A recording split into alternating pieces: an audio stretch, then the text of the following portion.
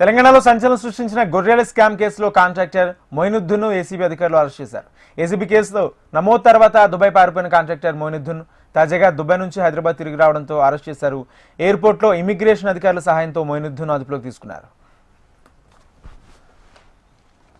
గొర్రెలు కొనుగోలు చేసి వాటి యజమానులకు డబ్బులు ఇవ్వకుండా మొయినుద్దీన్ ఎగ్గొట్టి దాదాపు 700 కోట్ల నిధులు పక్కదారి పట్టించారని ఏసీబీ అధికారులు గుర్తించారు.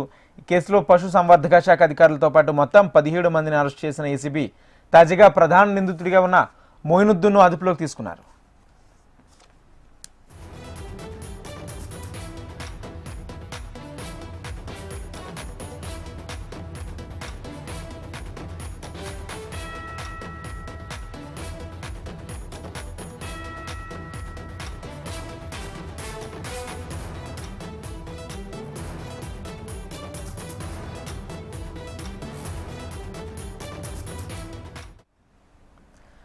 తెలంగాణలో సంచలనం సృష్టించిన గొర్రెల స్కామ్ కేసులో కాంట్రాక్టర్ మొయినుద్దీన్ ఏసీబీ అధికారులు అరెస్ట్ చేశారు. ఏసీబీ కేసు నమోదు తర్వాత దుబాయ్ పారిపోయిన కాంట్రాక్టర్ మొయినుద్దీన్ తాజాగా దుబాయ్ నుంచి హైదరాబాద్ తిరిగి రావడంతో అరెస్ట్ చేశారు. ఎయిర్పోర్ట్లో ఇమిగ్రేషన్ అధికారుల సహాయంతో మొయినుద్దీన్ అదుపులోకి తీసుకున్నారు.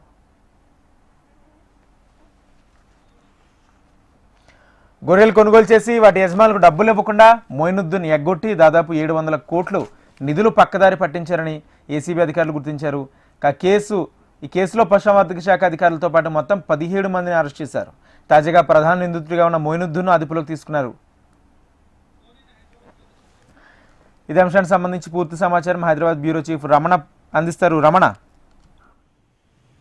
రాజేంద్ర, అంటే నిన్న మొన్నటి దాకా కూడా స్తబ్దుగా ఉన్నటువంటి గొర్రెల స్కామ్ కేసు మళ్ళీ ఒకసారి వెలుగులోకి వచ్చింది. దీనికి కారణం ఏంటంటే ఈ గొర్రెల స్కామ్ కేసులో చాలా ప్రధాన నిందితుడిగా ఉన్నటువంటి కాంట్రాక్టర్ మొయినుద్దీన్ను ఏసీబీ అరెస్ట్ చేసింది.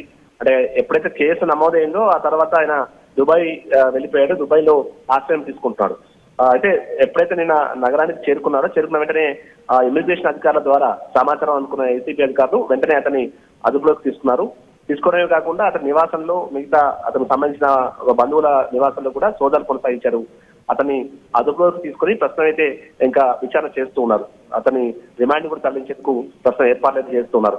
చాలా పెద్ద మొత్తంలో అంటే ఈ గొర్రెల స్కామ్ సంబంధించి రైతుల దగ్గర కొని డబ్బులు ఇవ్వలేదు, ఆ కాంట్రాక్టర్లకు డబ్బులు ఇవ్వలేదు అటువంటి ఆరోపణ ప్రధానంగా మొయినుద్దీన్పై ఉంది. మొత్తం ఈ స్కామ్ 700 కోట్లకు పైగా ఈ స్కామ్ జరిగినట్టు కూడా ఆరోపణలు ఉన్న నేపథ్యంలో ఇందులో ఈడీ కూడా జోక్యం చేసుకుంది. ఈడీ కూడా ఏసీబీ అధికారుల ద్వారా మొత్తం కేసు సంబంధించిన డీటెయిల్ తీసుకుంది.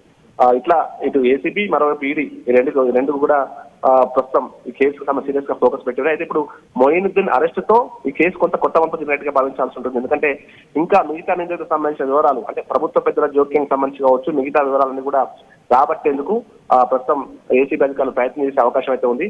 ప్రస్తుతం మొయినుద్దీన్ అయితే అదుపు తీసుకున్నారు కాబట్టి అది రిమాండ్ తరలించిన తర్వాత కస్టడీకి తీసుకునే అవకాశం ఉంది. కస్టడీ తీసుకున్న తర్వాత అతని ద్వారా పూర్తి స్థాయిలో వివరాలు రాబట్టే ప్రయత్నం ఏసీబీ చేసే అవకాశం అయితే కనిపిస్తోంది. Rajendra, right, thank you Ramana.